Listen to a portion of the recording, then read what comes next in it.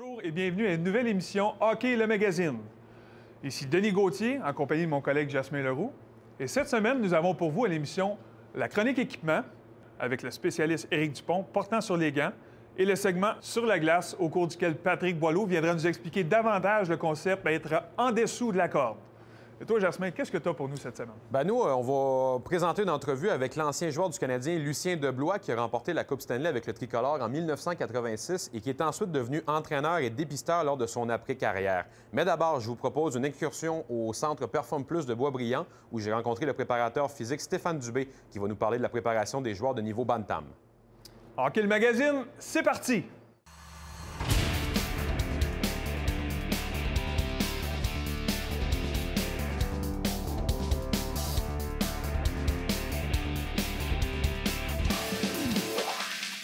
Hockey Magazine, une présentation de vos concessionnaires Subaru du Québec. Subaru, confiance et évolution. On est avec Stéphane Dubé cette semaine, préparateur physique et copropriétaire du Centre Perform Plus. Stéphane, cette semaine, on va parler des joueurs de niveau Bantam. Et ça, Stéphane, c'est un âge qui est très difficile pour un préparateur physique à préparer ces jeunes. Ils sont extrêmement différents. C'est un âge où la croissance est faite de façon différente pour tout le monde et où tu as des jeunes qui vont parfois mesurer 5 pieds 10, il y en a d'autres qui vont mesurer 5 pieds 1. Là. Effectivement, tu l'as très bien résumé. C'est la catégorie qui est probablement la plus... pas la plus difficile à entraîner, mais c'est où tu dois vraiment avoir une bonne période d'ajustement. Pourquoi? Tu viens de le dire. C'est pas rare que dans la même équipe Bantam, j'ai un joueur qui va mesurer 6 et 2, j'en ai un autre qui est à 5 et 4. Des jeunes qui sont vraiment pas au même niveau au niveau de leur croissance et de leur développement moteur. Donc, tu te dois d'être extrêmement flexible en termes de ce que tu vas prescrire comme entraînement, parce qu'il y a des jeunes qui vont très bien répondre. Il y a des jeunes, il faut que tu travailles beaucoup plus au niveau de la coordination. Si on prend un jeune de 6 et 2, là, on s'entend que lui, règle générale, la coordination, ça prend plus de temps parce qu'il y a une grosse poussée de croissance. Le plus jeune, il faut que tu travailles au niveau de comment tu vas ajuster ton programme de musculation. C'est là que ça devient un bon casse-tête, mais c'est intéressant. Ça doit être un âge où, pour un préparateur physique, faire un entraînement de groupe pour une équipe, c'est très difficile, voire impossible. Il faut quasiment faire des programmes uniques pour chaque personne. Là. Effectivement. Bien, ce qui arrive, c'est que pendant la saison, il y a deux volets. Il y a l'entraînement qui se fait pendant la saison. Tu as l'entraînement qui va se faire aussi au niveau de la période estivale. Pendant la période estivale, on va être beaucoup plus spécifique. Pendant la saison, moi, je travaille quand même en équipe. J'aime travailler au niveau du concept d'équipe parce que ce qui arrive, c'est que Bantam, si mettons j'ai une équipe qui arrive ici et que je leur donne tous des programmes individuels, c'est beaucoup plus difficile de les superviser chacun. J'aime mieux faire un programme qui va être un compromis pour tout mon groupe. Encore là, c'est de bien connaître ton groupe. Du moment que tu connais ton équipe, tu es capable de voir aussi les différents profils physiologiques que tu as dans ta gang. Fait que là, tu es capable de faire un programme pour ton équipe. Mais l'affaire, disons, moi, de la manière que je fonctionne avec mon associé Stéphano, c'est qu'on va se diviser l'équipe en deux. Donc, je prends 8 joueurs, il en prend 8. Fait que tu as un meilleur contrôle du contenu et de l'exécution des mouvements. Parce que rendu Bantam, puis oui, ils aiment bien ça, commencer à s'entraîner, là, mais Bantam, ils veulent commencer à lever des poids. Hein. Puis là, tu sais, ils connaissent pas nécessairement leur force, puis les joueurs vont se challenger entre eux autres. Fait que c'est important d'avoir un bon suivi, un bon contrôle. Tu m'amènes sur un point où je voulais te parler. Les jeunes sont du niveau Bantam. Ça fait quelques années qu'ils commencent à s'entraîner. Il doit en avoir beaucoup là-dedans qui prennent la piqûre de l'entraînement. Ça doit être une certaine gymnastique là, de gérer tout ça, d'avoir des jeunes qui, veulent progresser, mais en même temps, il faut comprendre qu'ils ont 15 ans, 16 ans, qu'ils n'en ont pas 25, qu'on ne peut pas s'entraîner 6 jours semaine nécessairement tout le temps. C'est une gymnastique, ça aussi, à gérer. Effectivement, mais encore là, tu sais, moi, je le dis souvent, rendu au nouveau Bantam, c'est là que les jeunes réalisent un peu plus le potentiel et le rêve commence à se former. Hein. Fait que l'entraînement devient un élément important dans leur développement, effectivement. Fait que oui, c'est de bien doser, c'est de bien les encadrer, de leur faire comprendre que c'est pas parce qu'il va s'entraîner 7 jours par semaine qu'il va nécessairement être meilleur, c'est qu'ils comprennent les dosages, qu'ils comprennent les principes de progression. Puis dans ça, là, ça va super bien. Je te demande la différence par rapport à un jeune qui est arrivé au niveau Pee-Wee. Tu as commencé à l'initier à l'entraînement, il a fait quelques mouvements pour comprendre c'est quoi un gymnase, comment on s'entraîne. Au niveau Bantam, où on est rendu dans le développement, là, où on pousse tranquillement pas vite, c'est vers plus la musculation, c'est vers quoi on pousse à un niveau Bantam? Moi, rendu au niveau Bantam, j'y vais vraiment au niveau de la musculation. C'est l'introduction à la musculation, donc on fait pas d'entraînement avec des charges très élevées, mais on commence à faire vraiment de la musculation pour le développement, pour la coordination. On continue à travailler au niveau de la stabilité, parce que c'est un élément moi, que je considère qui est primordial. Mais l'introduction à la musculation, ça fait vraiment au niveau bantam. Fait que la première année, on est plus en endurance, au niveau en endurance musculaire. Aussi, comme je te dis, on a parlé tantôt, le profil, le développement moteur et le profil morphologique. Mais plus ça va aller, on va commencer à travailler un petit peu plus au niveau du développement de la musculature, effectivement. Bien, merci beaucoup, Stéphane, pour ces conseils. Cette semaine à la question quiz. Jusqu'à tout récemment, Lucien Deblois, ancien attaquant du Canadien de Montréal de 1984 à 86, agissait à titre de recruteur professionnel pour une équipe de la LNH. Pour quelle équipe de l'Association Ouest, plus précisément de la division Pacifique, travaillait-il? Est-ce que c'est A, les Oilers d'Edmonton, B, les Jets de Winnipeg ou C, les Canucks de Vancouver? La réponse après la pause.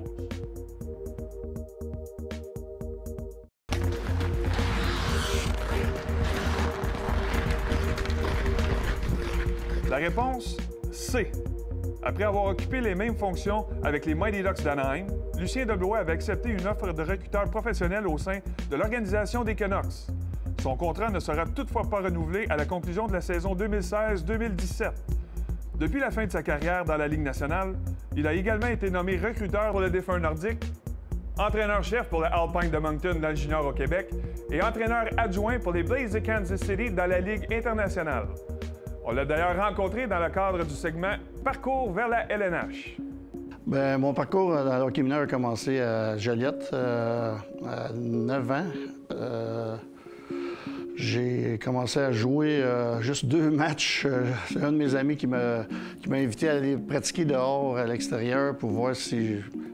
Mon frère avait déjà commencé à jouer, puis ça m'intéressait, puis je jouais beaucoup à l'extérieur, mais je n'avais pas joué du hockey organisé. Alors j'ai été pratiquer avec mon ami, puis il me dit « il faut absolument que tu viennes ». Alors j'ai commencé à jouer 2 matchs, mosquito, qu'on appelait ça dans le temps.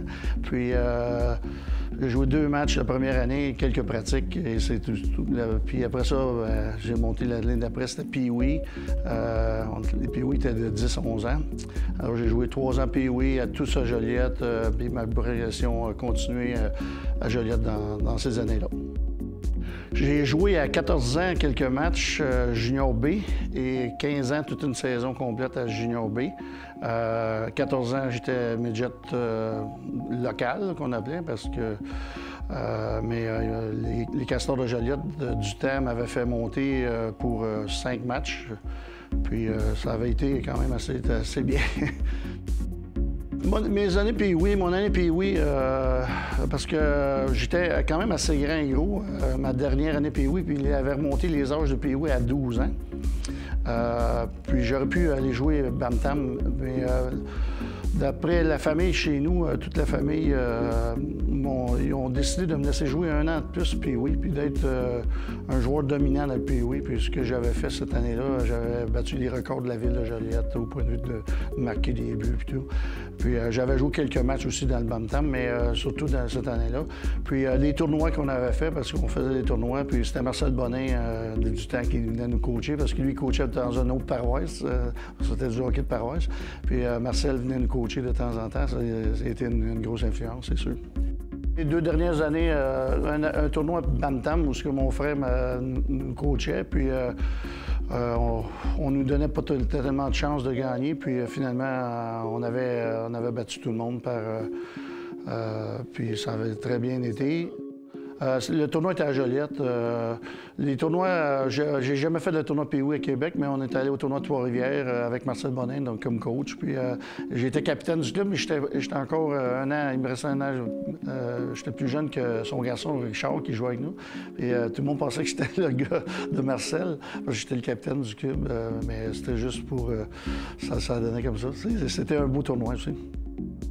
Bien, l'Aréna de Joliette, c'était la seule qu'il y avait pratiquement dans le coin. Puis du temps, il y avait l'Aréna de Crabtree qui était une glace naturelle, qui n'était même pas une glace artificielle, mais qui commençait au mois de fin décembre, milieu de décembre, fin décembre. C'est les 2 seules arénas couvertes de Joliette, puis la glace artificielle, c'est sûr, c'est la glace de Joliette. Ça allait bien au point de vue hockey. Ce qui était plus dur, c'est la perte de ma mère à 11 ans, 12 ans. Ma mère est décédée quand j'ai eu 12 ans. Ça a été plus difficile un peu pendant... Mais disons que le hockey m'a vraiment bien servi. Ça m'a fait oublier toutes sortes de choses. Puis ça m'a fait concentrer sur peut-être la perte de ma mère, la tristesse et tout. De toujours travailler fort, de toujours être optimiste et travailler fort. Je pense que c'était puis de jamais lâcher. Je pense que c'était peut-être le plus gros conseil que j'ai eu. Puis une anecdote, c'est la première école de hockey que j'ai faite, j'avais 13 ans, c'est l'école de Philippe Mire avec Jacques Demers, c'était là, Mousse Dupont, Phil Mire, Flo Potvin. C'est des choses c'est des souvenirs que j'ai appris, beaucoup de choses pendant une semaine, mais j'avais appris tellement de choses sous la tutelle de ces gens-là. Mon idole, c'était Jean Béliveau. J'ai porté le numéro 4 pendant tout mon hockey mineur. C'était Jean Béliveau. Marcel Bonin était mon idole local mais je ne l'avais jamais vu jouer. Marcel a pris sa retraite en 60, j'avais seulement 3 ans. Alors, je ne l'ai pas vu jouer, mais Jean Béliveau était mon idole. Je portais le numéro 4, j'étais capitaine. Puis notre chandail, quand je jouais à Pee-Wee, c'était le chandail des couleurs du Canadien. Alors, ça a toujours été mon idole. D'être persévérant. Parce que des fois, la persévérance est une vertu maintenant, parce qu'on voit beaucoup de joueurs qui ne sont pas repêchés et qui font carrière. Et quand on est jeune, c'est pas parce qu'on fait pas toujours les 3 lettres, les 2 lettres, qu'on n'a plus de chance, parce qu'on ne se développe pas toujours au même rythme. Et il faut être persévérant. On regarde les Alex Burrows, il y en a plein de joueurs dans les nationales qui ont fait des carrières, qui sont de grands joueurs, qui n'ont jamais été repêchés, puis peut-être qui ont été coupés souvent dans leur hockey mineur, dans des... Alors la persévérance, je pense que c'est le plus gros, la patience, la persévérance et de croire en soi. Hi, I'm Andrew Shaw. You're watching Hockey Le Magazine on RDS.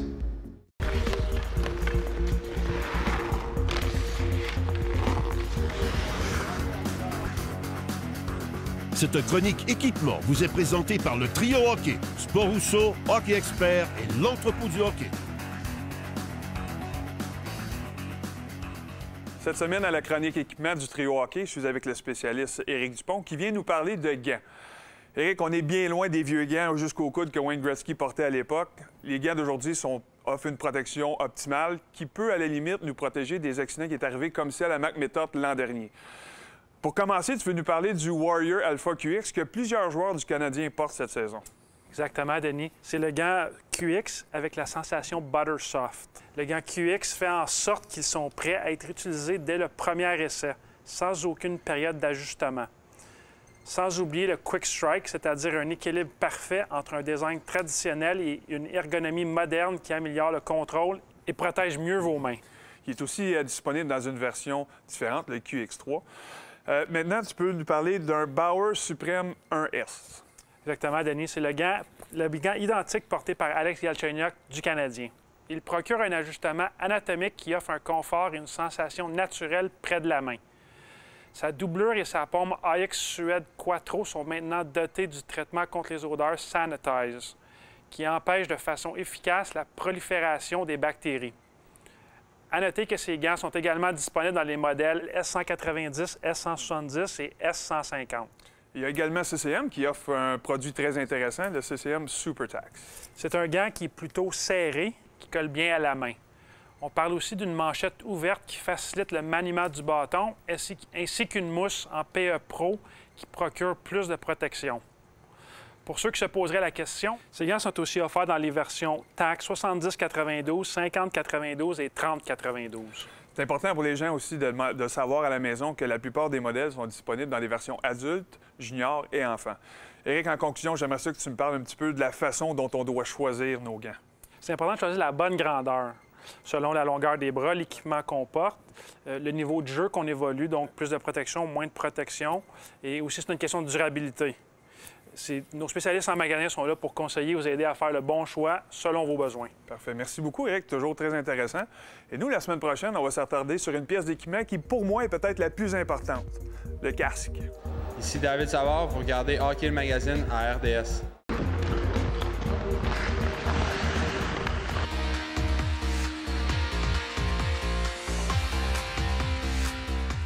La chronique sur la glace est une présentation de Capt Order, hygiène du sport. Capt Order passe à l'action. Bienvenue à une nouvelle chronique sur la glace. Je suis avec mon ami Patrick Boileau ici.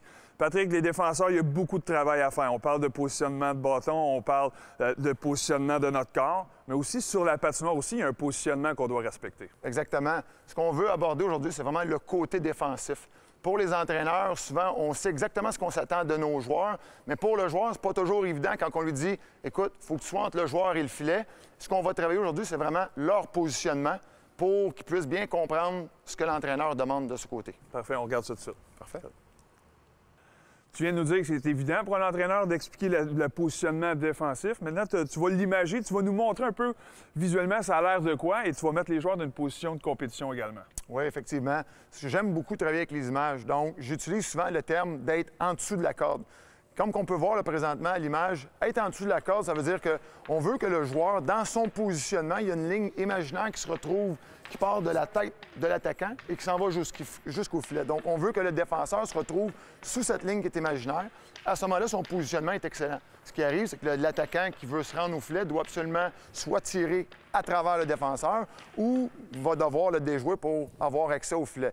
Donc, avec cette image-là, c'est beaucoup plus facile pour les jeunes de bien comprendre leur positionnement.